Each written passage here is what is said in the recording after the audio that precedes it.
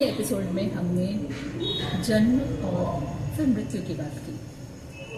जन्म यानी जीवन और मृत्यु के बीच में क्या है, हमें ये बताओ। हाँ, ये आप जब ये स्टार्ट करने वाली थी वही हम लोग बात भी कर रहे थे कि जन्म और मृत्यु के बीच में क्या है। तो जन्म और मृत्यु के बीच में क्या है? जीवन है।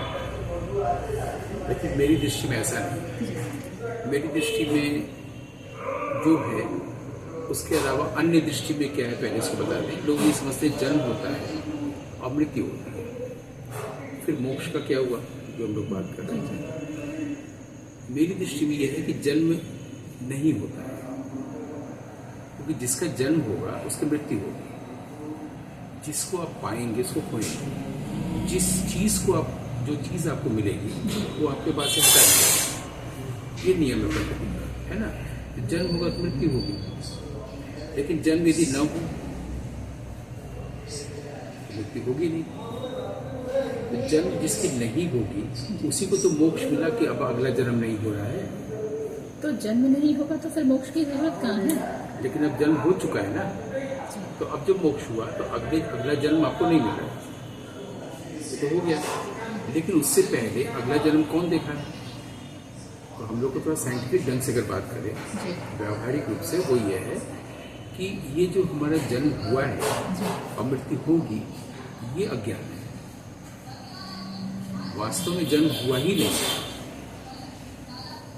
वास्तव में आप प्रकाश हैं, आपका जन्म नहीं हुआ है।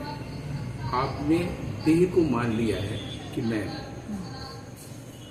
नाम और रूप को, देह को, तो देह का जन्म हुआ है, देह की मृत्यु होगी। इसलिए जब आपको ये पता चल जाएगा कि आप देह नहीं हैं, आप मन बुद्धि अहंकार नहीं हैं, तो आप प्रकाश बच गए। आपका जन्म हुआ ही नहीं, मृत्यु होगी नहीं, आप खुश रहेंगे देह के साथ। बड़ा मुश्किल है। है नहीं, कितना सरल है। देखो,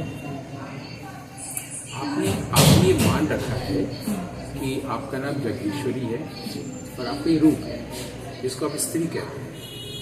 तो मैं कहता हूँ आपका नाम भी नहीं है, आपका रूप भी नहीं है, आप प्रकाश है। वो न पुल्लिंग है न स्त्रीलिंग, वो पुरुष है। वो पुरुष जो पुरुष पुल्लिंग स्त्रीलिंग से ऊपर है, जो ईश्वर है ना।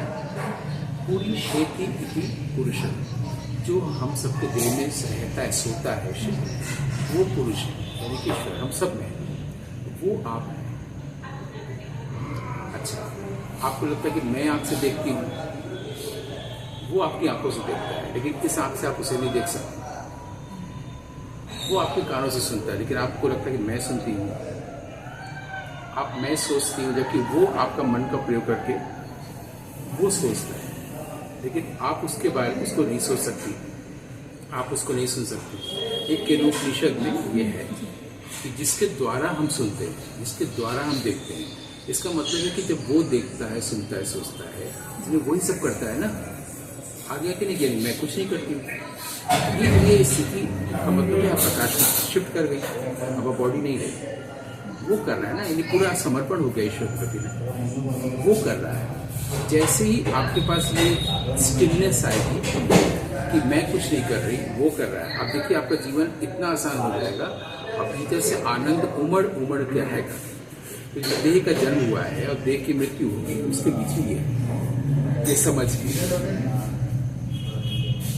बताई आपने, समझने की बातें, समझने की बात है, और इसको समझ जीने की बात, सही जीवन में अगर हम इसे ला सकें तो जीवन में बदलाव इसीलिए जीवन मिला है, और बहुत सकारात्मक बदलाव आएगा, तुरंत आएगा।